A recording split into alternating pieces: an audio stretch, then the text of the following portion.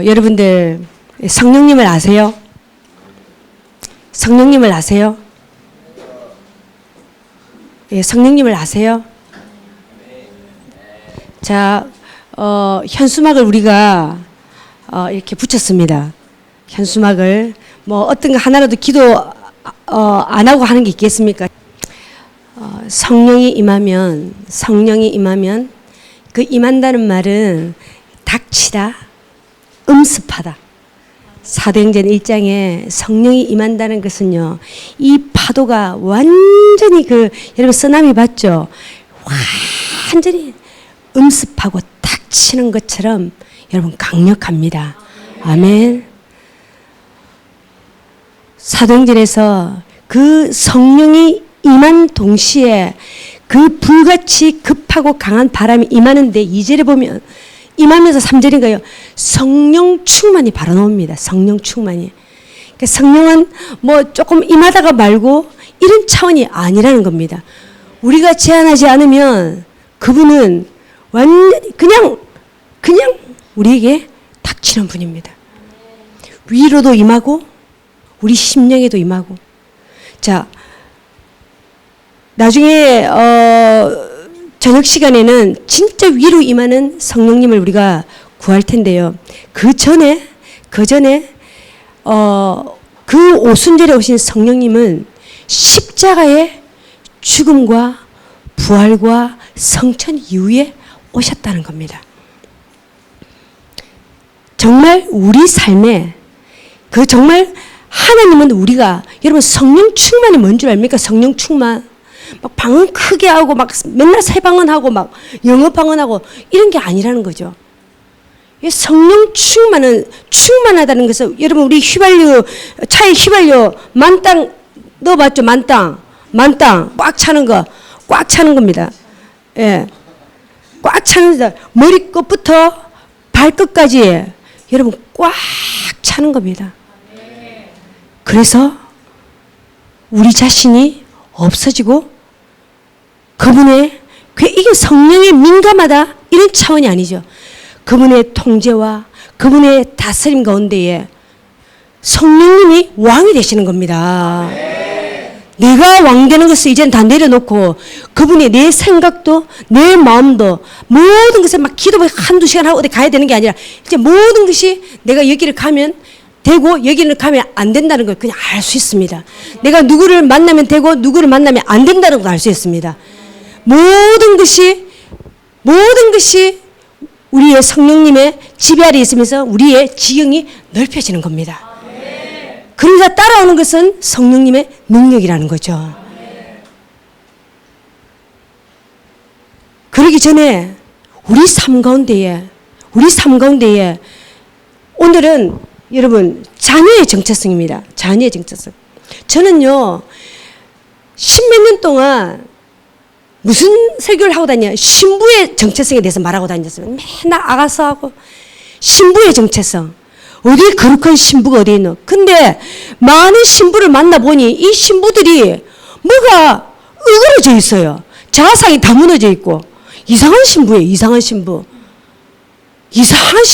신부 말만 들어도 그 순백색의 그 드레스를 입고 너무 아름답잖아요. 그 24시간 주님만을 쫙 바라보면서 어디 겼는지를 합니까? 신부가 어디? 그 남편이 오기 전에 1시간 외도하고 확 또 와가지고 옷 갈아입고 하면 신부가 됩니까? 에? 남편이 딱 카톡이가 니 몇 시에 올 거고 남편이 그러면은 뭐 8시 온다면 6시 나이트클럽 가는 거지. 시장바구니 들고 그리고 1시간 놀다가 아니 백화점 맨날 싸돌아 다니다가 아니죠. 이 신부의 눈과 마음은 그 주님께 늘 고정되어 있는 사람이죠. 그리고 그분의 지시를 기다리고. 근데 제가 너무 많은 신부를 봤는데 이 신부들이 이상해요. 이상한 신부들이 너무 많은 거예요. 뭐가 문제일까? 봤더니 이 자녀의 정체성이 온전하지 않더라는 거죠. 자녀에 대한 정체성이 없어요. 이 자녀의 정체성이 뭡니까? 우리 하나님이 내 아빠예요, 아빠. 와, 그분이 우리 아빠예요, 아빠. 아빠. 와, 그분 우리 아빠라니까요. 여러분, 우리가 기도하다가 보통 보면은 처음에 기도 한 수년간은요, 자기가 한 5, 6, 7살로 보입니다. 자기는 40, 50살인데, 자기 보면 영의 나이가 있죠, 영의 나이. 어떤 사람은, 야가 지금 36살인데, 야, 영의 나이가 있어요. 저 알아요. 안 가르치죠? 예. 분명히 이 친구가 30대 초라도 영의 나이는 60, 70이 된 사람이 있습니다. 그만큼 성숙한 사람. 끝은 멀쩡해. 끝은 한 50살 문 안 돼. 영의 나이가, 아니는 35이고, 36이가. 영의 나이가, 끝은 나이가 5, 60인데, 영의 나이가 몇 살인 줄 압니까? 3살도 안 되나 갓난쟁이들이 있어요. 피곤합니다. 골치 아프고. 대화가 안 통하는데, 어떡하면 대화가 안 통하는데. 나이만 들었는데, 대화가 안 통하는데. 어떻게 50살하고 3살하고 얘기해야 되겠노? 덜 봐줘야지.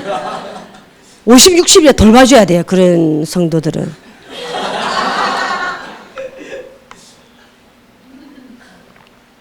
그런 것처럼 우리가 5, 6, 7살이 됐을까요?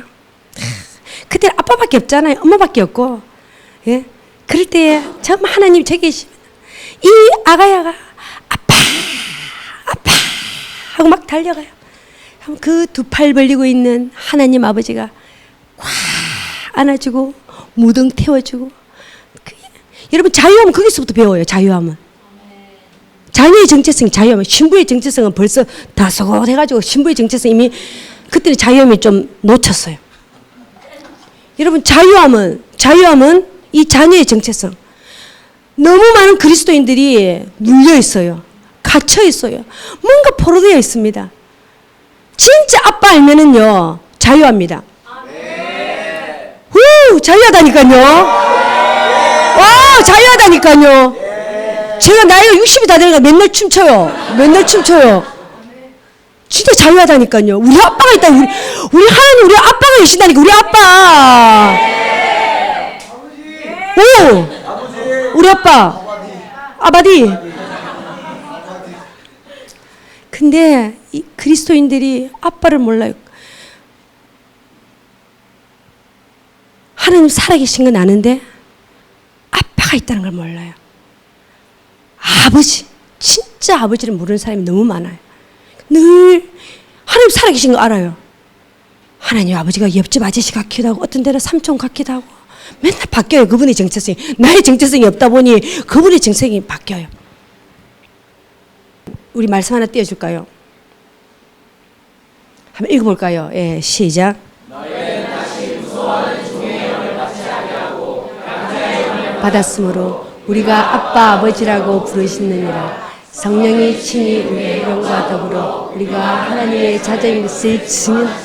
아멘. 성령님은 가장 먼저 우리가 그분의 자녀인 것을 증명한다는 겁니다. 우리 여성분들이 결혼을 하고 임신을 하고 아기가 잉태를 되고 그 아기가 뱃속에서 1개월, 2개월, 3개월, 4개월 자랍니다. 그러면은요, 그 육신의 몸이 아기만 잉태가 돼도요, 생명이 우리 마음에 안에 있어도요, 배가요, 불러옵니다. 저같이 몸이 야윈 사람들도요, 배가요, 이만하면 불러옵니다. 모든 사람들이 알 수 있어요. 저 사람 임신했네. 모든 사람이 저 사람 임신했네. 근데 창조주 성령님이 우리 안에 오셨어요. 그분이 우리 안에 오셨어요. 우리 안에 오셨어요. 그러면 자기뿐만 아니라 모든 사람이 알 수 있습니다. 저 사람 성령 받았구나. 저 사람 달라졌구나.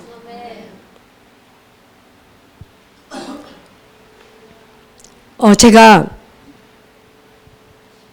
우리 교회 성도들한테는 이렇게 자주 한 번씩 간증을 하는데요. 저는 이 간증을 할 때마다 제가 웁니다. 왜 이번 시간에 이 자녀의 정체성에 대해서 저는 좀 사실 좀 되게 기본적인 거잖아요. 주님이 이렇게 좀 반드시 하라는 거죠. 오늘 하나님을 만나는 사람들이 있다는 겁니다. 어제도 잠깐 말씀드렸다시피, 제가 예, 하여튼 시집을 잘 갔어요. 24살 때 하여튼 막 그 당시 우리 우리 삼촌, 우리 남편의 삼촌 되는 사람이 현직 법무부 장관이었어요. 그리고 우리 시아버지 경찰서장, 우리 시엄마 이화여대 나와가지고 막 어마어마한 정권가에 하여튼 그랬어요. 제가 그냥 삐까뻔쩍하게 제가 이제 결혼을 했어요. 우리 남편은 첫 선을 보고 이제 첫 선에 이제 한 달 만에 결혼을 했습니다. 뭐가 그리 좋은지 하여튼 한 달 만에 결혼을 했습니다. 뭐가 뭔지 모르죠. 그냥 결혼을 했습니다. 근데 제가 예수를 안 믿는데 이 사람을 딱 보니까 그냥 결혼을 해야 되겠, 이 사람 내 신랑이 되겠다는 것을 알 수 있겠더라고요. 그래서 하여튼 결혼을 했습니다. 결혼을 했는데 이제 예정된 일이죠. 그냥 이제 고난과 이제 시련과 물질은 아무런 소용이 없습니다. 우리 하나님이 우리를 그 죽음의 강가에서 우리를 건지기 시작하면요, 너무 많은 것들을 우리가 때로는 이룰 수 있다는 거죠. 저 같은 경우는 너무 완악했으니까 아무도 예수를 안 믿고 우리 남편이 이제 독자였죠. 그래서 제가 13번을 제사를 지내는 거죠. 결혼을 해서 항상 귀신놀이 흰 소복을 입고 밤마다 우리 친정 엄마 아버지도 이제 정손이었으니까 늘 제사를 지내다가 이제 또 우리 이제 결혼을 하니까 막 늘 제사를 지내 밤마다 꼭 제사도 12시에 지내요. 소복놀이를 귀신놀이를 12시부터 하는 거죠. 그렇게 늘 흰 소복을 입고 이제 그런 가정이었으니까 저를 빼내서 하나님의 사역자로 만들기 위해서는 얼마나 많은, 안 그러면 우리가 하나님을 쫙 가기가 힘들죠.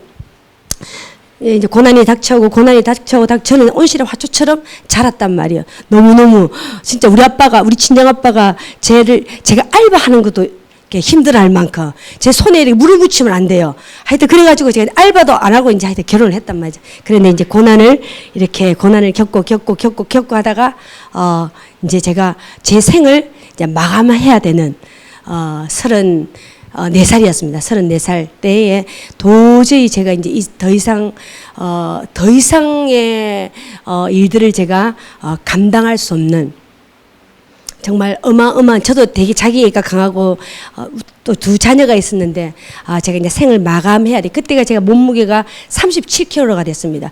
말라 죽어도 말라 죽겠고 뭐 정신적으로 죽어도 죽겠더라고. 그래서 이제 죽어야 되겠는데 제가 이제 약을 먹고 죽어야 되겠다. 한 방에 빨리 가야 되겠다 이제 싶어서 이제 친구가 약국을 했습니다. 친구 약국을 해서 이제 신경 안정제 같은 경우는 약국에서 이렇게 병원 처방이 없으면 안 되잖아요. 친구한테 가서 매일 찾아가는 거죠. 내가 잠을 못 잔다. 죽는다면 아무도 안 주잖아요. 그래서 내가 잠을 못 잔다. 매일 그 친구 약국에 앉아서 이제 그 약을 타기 위해서, 백알을 한꺼번에 얻기 위해서. 그래서 제가 그 친구한테, 여러분 죽음에 대해도 집념이 있더라고요. 그래서 매일 앉아가서 내가 오늘도 잠을 못 잤다. 오늘도 잠을 못 잤다. 니 내가 불쌍하지 않냐. 내가 이렇게 살이 빠지는 거 봐봐. 그래서 친구가 한 달쯤 딱 듣다가 진짜 이러면 안 되는데 이거 진짜 센 거다. 이거 이제 꼭 필요할 때만 한 알씩 먹고 잠을 꼭 자라. 그래서 제가 그 약 100통을 들고 오는 날 너무 기뻤습니다. 와, 내가 피난처가 있다는 거. 와, 내가 이 인생을 내가 마감할 수 있다는 거. 진짜 그 기쁘더라. 그러니까 이걸 이제 농에 딱 넣어놓고 이제 때가 언젠가를 이제 기다린 거죠. 저 오랜 시간, 이때일까, 저때일까, 이제 그러다가 이제 어느 날, 이제 우리 아이들한테도 그렇고 이제 다 이제 제가 정리를 하고 그게 34살, 예수를 안 믿었고 당연히 34살 2월달이었습니다. 2월달. 그래서 드디어 이제 때가 왔습니다. 때가 왔고 제가 돈 없는, 저는 원래 돈에 대한 물질을 잘 몰라요. 그래서 돈 없는 거 이런 거는 문제가 아니죠. 여러 가지 너무 고통 가운데 너무 힘들어서 제가 이제 생을 이제 마감을 하는 날이 왔습니다. 날이 와고 아이들을 다 보내고 저 혼자, 누가 저를 구출하면 안 되잖아요. 제가 한 방에 가야 되니까 어정쩡하게 또 살아나면 그것도 곤란하잖아요. 서로 주위 사람도 힘들고. 저 나름대로 치밀한 계획을 세웠습니다. 나름대로. 그 전에 이 약을, 제가 진짜 잠을 못 잤는데 그 전에 이 약이 성능이 얼마나 좋은가 싶어서 하나를 대낮에 먹어도 7시간씩 자더라고요. 엄청나더라고요. 우와, 대낮인데도 제가 그때 신경쇠약 가운데서 있었기 때문에 잠을 한두 시간 자는 건 있을 수가 없었단 말이에요. 하나를 딱 먹었는데 7시간을 자더라고요. 우와, 이거 배가리면 그냥 한 방에 가더라고요. 한 방에. 그리고 밤이 되었습니다. 2리터 물을 여러 개를 딱 놔두고 앉아서 그것도 퍽퍽 먹으면 안 돼요. 하나씩 소화해가면서 하나씩 물을 꼴딱꼴딱 마셔가면서 하나씩 물 안 먹고 하나 물 안 먹고 하나 죽는 과정을 이렇게 하는 게 좀 웃기지만 얼마를 먹었는지는 모르겠다. 일단 배가 너무 불렀습니다. 물 너무 많이 마셔가지고 일단 배가 너무 불렀고 이쯤이면 됐다는 생각이 들었습니다. 이쯤이면 아마 약은 조금 남아 있는데 나중에 제가 이제 살아나고 보니까 내가 뉴스를 제가 딱 들었는데 건장한 40대 남자가 그 약 40알 먹고 자살을 했더라고요. 그게 신문에 딱 나오는데 제가 진짜 깜짝 놀랐습니다. 저는 40알보다 훨씬 더 먹었단 말이에요. 그래서 이제 먹고 자겠지 싶었어요. 이제 자겠지. 그 전에 제가 자살 사이트를 얼마나 많이 봤겠습니까? 그걸 제가 충분히 정보를 가지고 있었단 말이죠. 그랬는데 이제 제가 누웠습니다. 근데 그럼 눈을 살 감고 깊은 잠에 빠질 줄 알았는데 그게 아니었습니다. 그 과정 가운데 심장이 파열되는 과정이 있었던 것 같아요. 저는 그냥 잠만 푹 잘 때 그게 아니었어요. 심장이 파열되는 과정이었는데 그 과정이 뭐냐면은 약 100층 엘리베이터에서 지하로 그냥 한 방에 떨어지는 그런 느낌이죠. 심장이 콱콱 너무 고통스러운 거예요. 잠은 이렇게 막 쏟아지는데 잠은 쏟아지는데 심장이 파열이 팍팍 하는데 너무 고통스러운 거예요. 너무 고통스러워. 그런 과정 가운데에 제 영안에 딱 보니까 여러분 있잖아요. 귀신 있잖아요. 사단. 우리 만화책에 봤던 그 두 마리가 딱 까만 가운을 입고 둘이서 저기서 딱 걸어오는 거예요.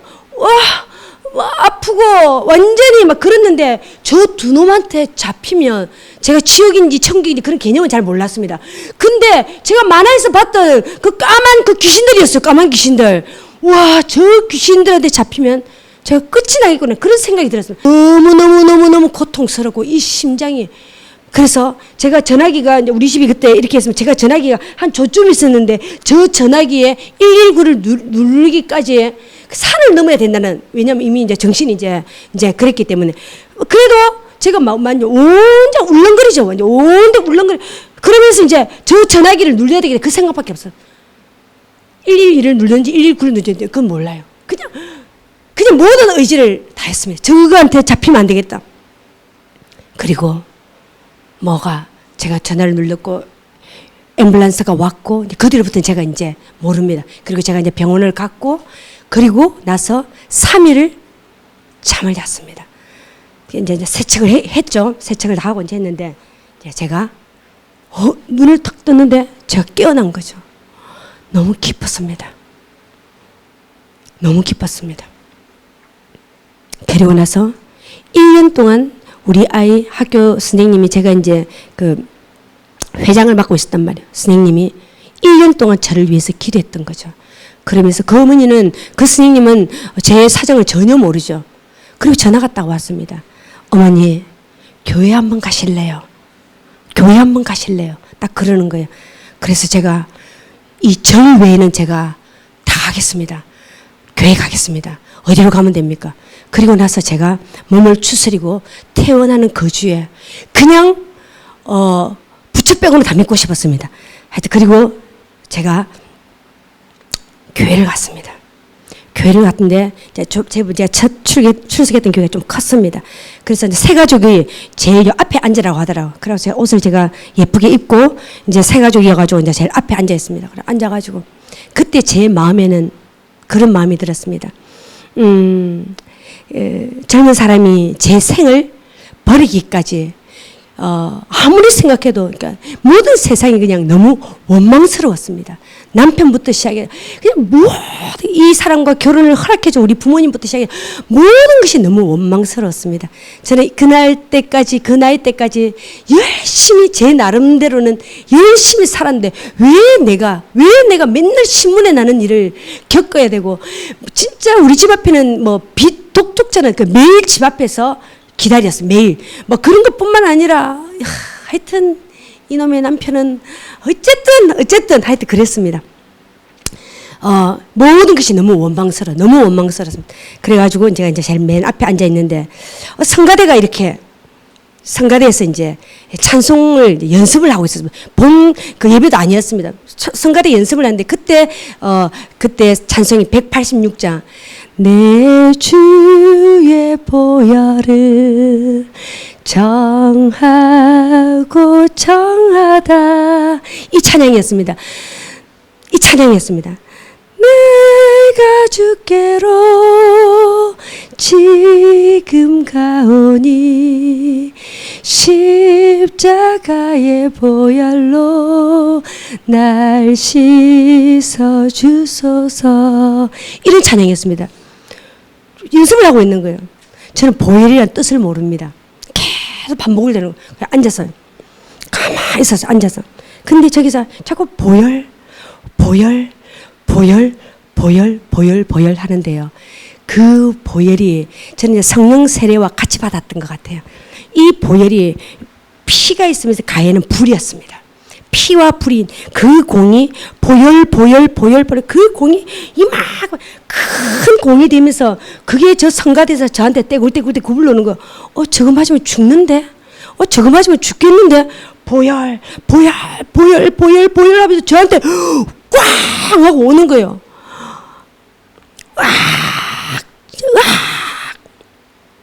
그 순간에요. 저에게 딱 부딪히는데요.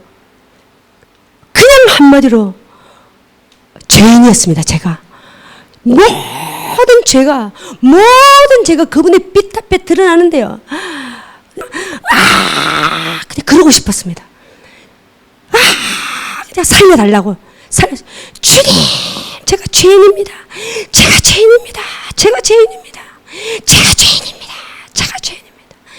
저는 그냥 모든 것이 죄인이었어요. 머리끝부터 발끝 그 모든 게 죄였어요. 전 존재적으로 죄인이었습니다. 살려주세요. 모든 데서 눈물이 나와요. 눈물, 콧물. 그냥 하염없이 울었습니다. 하염없이. 그냥 다 알 수 있었습니다. 제가 죄인이었습니다. 어느 누구도 죄인이 아니고 제가 죄인이었습니다. 그렇게 나중에 그것이 죄사함이라는 걸 알게 됐습니다. 그리고 성령님이 저한테 내주하셨다는 것을 알게 되었습니다. 그리고 나서 담임 목사님 설교를 하나도 들리지 않고 눈물, 콧물 이때까지 지었던 모든 죄 정말 그리고 제가 이제 새 가족 이름을 호명하는데 제 이름을 불렀습니다. 근데 저는 코가 이만큼 나와 있었습니다. 코가 여러분 죄사함의 코는 다릅니다. 콧물은 굉장히 찐득합니다. 그래가지고 이렇게 이만큼 진짜 눈에서 일났는데 이게 안 떨어졌어. 그렇게 성전문을 나왔는데 나는 자유다. 성전문을 딱 나왔는데 모든 세상이 달라 보였습니다. 나는 이제 살았다. 부활. 나는 살았다.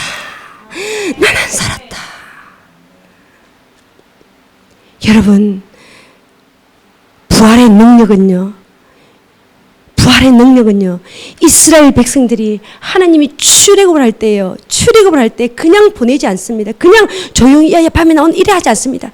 구원의 능력으로 10가지 재앙을 구원의 능력은 여러분 두나미스입니다. 폭탄입니다. 예? 폭탄입니다. 우리 그 땅에 있는 모든 우상, 그 사람에 있는 모든 우상을 다 깨뜨립니다. 하늘에서 폭탄이 떨어집니다. 팡. 예? 그 한 사람이 구원받기 위해서 난리가 납니다. 이집트 땅이 흔들립니다. 난리가 납니다. 마찬가지입니다. 우리에게 두나미스 능력, 하나님이 구원의 능력을 행할 때는요, 우리의 모든 것을 다 폭파시킨다는 것입니다. 아멘. 제가 하나님의 자녀가 되었습니다.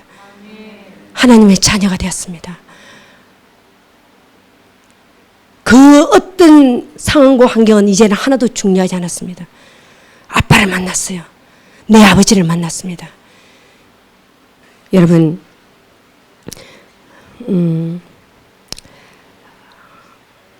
성령님이 그렇게 진짜 내주하시면, 물론 어떤 사람은 그 내주하실 때에 저처럼 불로 임할 수도 있습니다. 불로 임할 수도 있지만 어떤 사람은 물로도 임하죠. 어떤 사람은 바람으로도 임하고, 물도 강도 있고 하늘에서 내린 비도 있고 생수도 있죠. 비둘기처럼 부드럽게. 하지만 바람은요, 보이진 않지만 바람이 한번 불고 나면 반드시 나무가 흔들리듯이 정확한 흔적이 있다는 겁니다. 그래서 이 성령님이 우리 가운데에 들어오셨다는 것은 우리가 새로운 창조물이 된다는 겁니다. 우리가 새로 태어났습니다. 그리고 이 성령님은 아버지라는, 하나님 아버지가 우리의 아빠라는 것을 알려주십니다. 예수님께서 이 땅에 오셨습니다. 말라기부터 예수님이 오실 때까지 하늘에서 한마디도 하나님이 말씀하시지 않았기 때문에 선지자가 없었습니다. 왜 흑암이냐? 왜 개인이 흑암이냐? 왜 역사가 흑암이냐? 하나님의 음성을 듣는 사람이 없기 때문입니다. 또한 하나님이 말씀하지 않기 때문입니다. 예? 여러분, 선지자가 막 별거 있습니까? 여러분, 하나님의 교회 안에 하나님의 음성을 듣는 자들이 있어야 합니다. 그들이 선지자입니다. 하나님의 음성을 못 듣고 그 사람도, 그러한 교회도 이미 영적으로는 흑암입니다. 그렇게 말라기부터 예수님이 오실 때까지 영적인 흑암이었습니다. 하늘에서 말씀하시지 않았습니다. 근데 예수님이 세례를 받는 날, 하늘에서 큰 음성으로 하나님이 그 세례를 받는 날, 하늘에서 너는 내 사랑하는 아들이다, 내 기뻐하는 자라고 하나님이 말씀하셨습니다. 이게 뭡니까? 예수님이 이 땅에서 사역을 하는데 가장 먼저 너는 내 메시아다면은 하나님이 사역하기가 더 편했을 수도 있습니다. 그런데 예수님께 너는 내 사랑하는 아들이라고 말씀하셨습니다. 이 땅에서 예수님도 철저히 신적인 아들의 정체성으로 이 땅 가운데서 사역하셨다는 겁니다. 그 변화산에서도 어떻게 했습니까? 베드로와 요한이 그 야고보가 올라갔을 때 하나님 또 말씀하십니다. 그는 내 사랑하는 아들이요 내 기뻐하는 자라고 했습니다. 여러분, 아들의 정체성, 우리가 그분의 아들이라는 이 아들의 정체성이 있어야 합니다. 여러분, 아들이 되면 하늘에서 내려오는 알 수 없는 자신감이 있습니다. 아들의 정체성이 알 수 없는 자존감이 있습니다. 하늘에서 주시는 높은 자존감이 있습니다. 어디서도 꿀리지 않아요. 왜 우리가 그러고 있습니까? 요한복음 1장에 영접하는 자, 그 이름을 믿는 자, 그에게는 아들이 자녀가 되는 권세를 준다고 했습니다. 자녀가 되는 권세를 줍니다. 여러분, 아담이 왜 응애부터 안 태어납니까? 아담이 어른부터 태어났어요. 그 입에 생기를 불었습니다. 그 코에 생기를 불어가지고 성령의 생기가 들어갔습니다. 그때부터 어떻게 됩니까? 다스리고 정복하고 동물 이름 짓고 다 짓습니다. 더 좋은 거는 결혼을 또 바로 하는 거죠. 여러분, 많은 크리스찬들이 하나님 아버지를 아버지로 모르고 자기가 자녀의 정체성이 분명하지 않으면 어떤 현상이 나타나냐면 많은 사람들이 영적인 체험도 하고 뭐 여러 가지를 많이 합니다. 교회 헌신도 하고 봉사도 하고 다 합니다. 그런데 하나님에 대한 깊은 불신이 있습니다. 이 깊은 불신은 결국은 가족 간에 불신이 생깁니다. 또 이 불신은 사단이 어떻게 노략질을 하냐. 예수 그리스도, 교회의 머리 대신 예수 그리스도를 건드릴 수 없기 때문에 이 몸을 건드립니다. 몸을 서로 목사가 성도가 목사를 못 믿게 만듭니다. 불신하고 이간질을 합니다.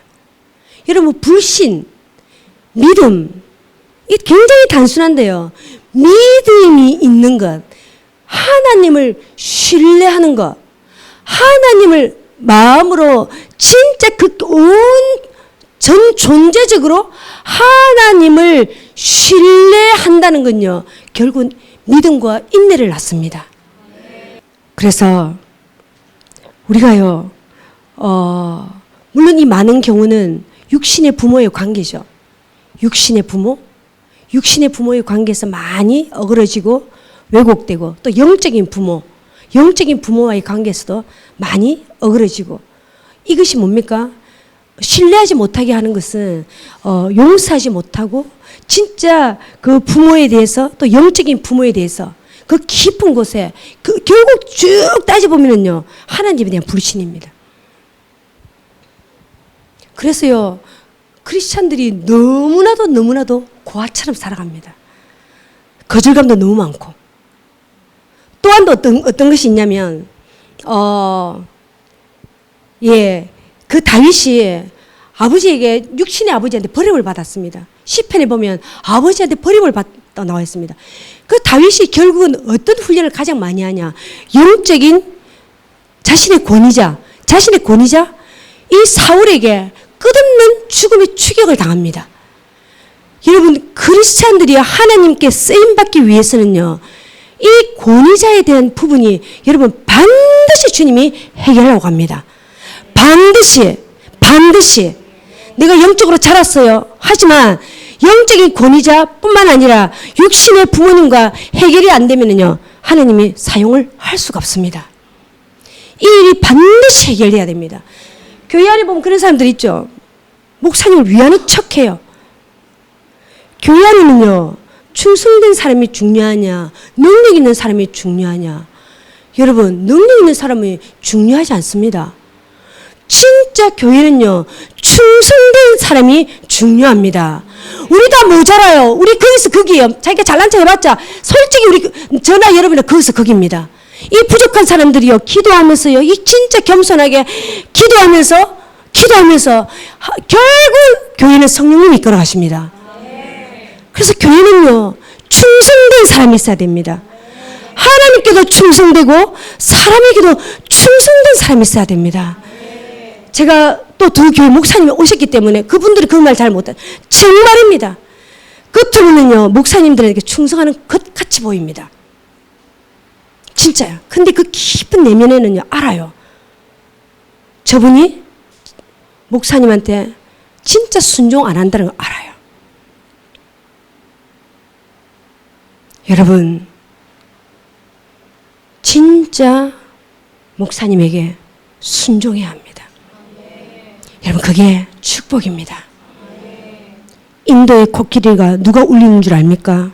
인도의 코끼리 아무도 못 울립니다. 인도의 코끼리, 그런 대회가 있었답니다. 인도 코끼리 울리는 사람의 큰 상급이 주어졌습니다. 근데 아무도 웃기지도 못하고 울리지도 못했습니다. 근데 어느 날 그 인도 코끼리가 울기 시작했습니다. 개척교회 목사님이 그 코끼리한테 귀에다가 몇 마디 했거든요. 그 힘든 거를 말했더니 그 인도 코끼리가 그때부터 울기 시작했다. 안 합니까? 인도 코끼리를 울릴 수 있는 분은 개척교회 목사님밖에 없습니다. 그만큼 힘들다는 겁니다. 너무너무 힘듭니다. 하지만 상급도 너무 많겠죠. 여러분들 밖에 없습니다. 진짜 여러분들 밖에 없습니다. 많은 교회는 많은 군중이 필요 없습니다. 제자 몇 명이면 됩니다. 제자. 영적인 권위자에게 진짜 마음 깊은 곳에서 겉으로 말고 다 알아요. 겉으로 말고 진짜 순종하는 그러면 천군만마를, 그러면 목회를 해나갈 수가 있습니다. 하나님께서 이스라엘 백성들에게 그 마지막 그 출애굽을 할 때에 그 10번째 재앙에서 그들이 그날 장자가 다 죽는 날입니다. 장자가 다 죽는 날에 그들을 다 출애굽시킬 때 하나님이 이스라엘 백성들에게 요구를 합니다. 너희는 해질녘에 그 양을 다 잡아서 해질녘부터 먹기 시작해서 서서 먹으래요. 그것도 급하게 먹으래요. 그리고 다음날 해 뜰 때에 너희는 급하게 나오라고 했습니다. 여러분 봐보세요. 이스라엘 백성들이 좀 있으면은 그 애굽의 옆집 그 주인 아들이 오늘 밤 죽습니다. 죽습니다. 그 친하게 놀던 저기 축구도 같이 했던 그 옆집 형님아입니다. 옆집 형님아 오늘 밤에 뒤집니다. 근데 그 양고기가 입에 들어가겠습니까? 양고기 입에 들어가겠습니까? 그 양고기를 막 흘려볼 때 먹고 그날 잠 한숨 자면 안 됩니다. 문술주에 피 발라야 되고 그때 잠 많은 사람은 구원 못 받습니다. 그러면서 그들이 급하게 그것을 믿고 다 문술주에 바르고 양고기를 먹고 급하게 나오는데 하나님이 굉장히 중요한 말씀을 하나 하십니다. 이 날을 이 해의 첫 달로 하라고 했습니다. 출애굽 12장에 이 날을 이 해의 첫 달로 하라고 했습니다. 정확하게 14일이죠. 1월 14일. 그때가 약 3월달 아니면 4월달 아니면 5월달입니다. 그날이 3월, 4월, 5월인데 하나님께서 아니 틀렸어. 1월달로 해. 내가 1월달이면 1월달인 거야. 자, 지금은 우리가 8월 15일입니다. 마치 모든 세상의 태양력을 다 지워버리고 오늘이 1월달이야. 1월달이야. 여러분 지금 무슨 달입니까? 1월달입니다. 8월달 아니에요. 1월달입니다. 1월달로 해. 이게 무슨 말입니까? 창조주께서 우리의 시간을 다 엎으셨습니다. 창조주께서 우리의 시간을 새롭게 창조하셨습니다. 그날이 우리가 태어난 날입니다. 우리가 구원받은 날이 새롭게 태어난 날입니다. 우리가 그날이 영적인 생일이고 우리가 아기가 태어나면 육신의 아버지를 만난다는 겁니다. 우리가 그날 하나님 아버지를 만난 날입니다. 아버지를 만난 날입니다. 그리고 그 날이 새롭게 태어나서 그 날로 인하여서 우리는 하나님께서 내가 너를 영원히 함께 산다고 하였습니다. 우리가 태어난 그날부터 시간이 다 바꿔지면서 그분은 죄와 사망에서도 우리를 구원하지만 시간의 구원자라는 겁니다. 시간의 구원자가 되어서 그분이 우리의 모든 영원히 함께 사는 그날이 이 시간부터 시작됩니다. 그리고 나서 우리의 삶은 우리의 타임테이블은 이제부터 완전히 주님이 갈아엎으십니다. 우리의 타임테이블, 우리의 모든 시간을 다 갈아엎습니다. 어떻게? 하나님의 모든 것을 하나님의 나라에 하나님의 계획표에 이제는 바뀌어진다는 겁니다. 여러분 거룩한 안식일을 지키라고 했습니다. 안식일을 지키라고 했습니다. 하나님의 날입니다. 여러분 우리가 안식일을 지키는 것 같습니까? 천만에요. 안식일의 주인이신 그 시간의 주관자 알파와 오메가 되신 그 시간의 주관자 그분이 우리를 지킨다는 겁니다. 그래서 안식날 가장 중요한 것이 하나님과 깊은 예배를 드립니다. 그래서 우리의 영과 혼이 하나님 안에서 쉬는 겁니다. 그분이 우리의 육체를 보호한다니까요. 우리의 영혼이 그분이 보호합니다. 그게 안식일입니다. 안식일날 교회가 아침부터 밤까지 일을 하고 이것은 그건 아들이 아니에요. 종이에요, 종. 아버지는 자녀에게 그렇게 시키지 않는다는 겁니다. 여러분 안식이 뭔지 압니까? 안식에 모든 것을 멈추는 거예요. 생각도 멈추고 일도 멈추고 모든 것을 멈추고 그분을 잠잠히 바라봅니다. 모든 피조물이 그분을 잠잠히 바라보는 날입니다. 일하지 않아요. 그 날부터 우리의 시간의 창조주, 시간의 구원자, 그분이 우리의 시간들을 다 갈아엎으셔서 그 안식일부터 우리는 시작하면서 하나님의 나라로 우리가 들어간다는 겁니다. 우리 교회가 이 컨퍼런스를 하기 시작할 때쯤이었던 것 같아요. 그때부터 한 청년이 가슴이 너무너무 아픈 거예요. 그때부터 우리는 뭐 대수롭지 않게 들었습니다. 계속 나눔할 때마다 가슴이 자꾸 아프대. 자꾸 아프대. 그래서 우리가 그러면 심전도를 찍든가. 자꾸 아프다 하지 말고. 제가 이 다음날 바로 심전도 찍어봐라. 그거 그냥 간단한 거 다 나온다. 자꾸만 아프다 하지 말고 하여튼 그래가지고 이제 그 청년이 저기 너무 아프대. 너무너무 아프대. 그래가지고 이제 바로 이제 심전도를 찍으러 갔습니다. 간격에 피까지 다 뽑았답니다. 하여튼 피 뽑고 심전도를 했는데 아무런 이상이 없다는 거예요. 아무런 이상이 없으면 약간 영적인 문제지. 네 기도 심장 안 아플 때까지 기도해라. 단순하잖아요. 심장 안 아플 때까지 기도하든가 병원을 가든가 약 치료를 받든가. 근데 주님께서 알려주셨습니다. 이 심장에 답답하고 이 심장이 쪼일 것 같은 이 고통은 뭐냐? 이 컨퍼런스에 오신 진짜 하나님의 사랑하는 자녀들의 고통이라고 주님이 알려주셨습니다. 많은 분들이 참 많이 울었습니다. 어떤 우리 권사님은 하루 종일 울었다고 합니다. 하나님께서 이 내 자녀들이 너무너무 아프다는 거예요. 내 사랑하는 자녀들이 너무 아프다는 겁니다. 응?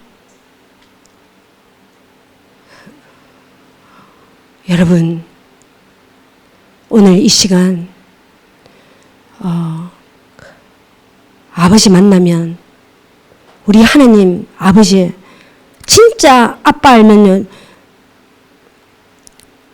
여러분 그렇게 기도하잖아요. 기도할 때 아버지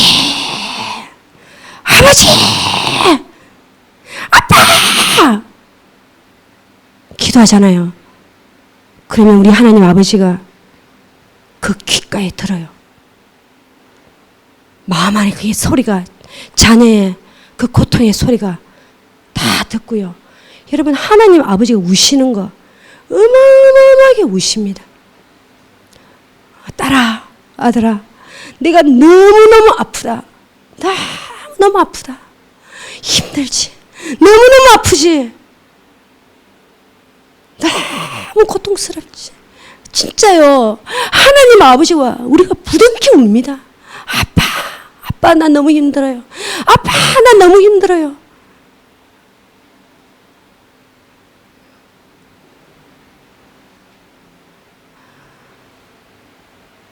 그분이 우리 아버지십니다. 우리를 다 알고 계십니다. 오늘 진짜 하나님의 큰 위로. 여러분, 아버지를 못 만난 분은요, 이 육신의 아버지 때문에 이 상처가요, 육신의 남편, 육신의 아버지, 또 잘못된 영적인 지도자, 이런 것으로 인하여서 우리 안에 돌덩이가 있어가지고요, 삶의 문제가 매듭이 풀리지도 않아. 하나님 앞에 이게 영적인 돌파도 안 돼. 늘 고통 가운데 있는 거죠. 우리 고아 아니에요. 고아 아니에요.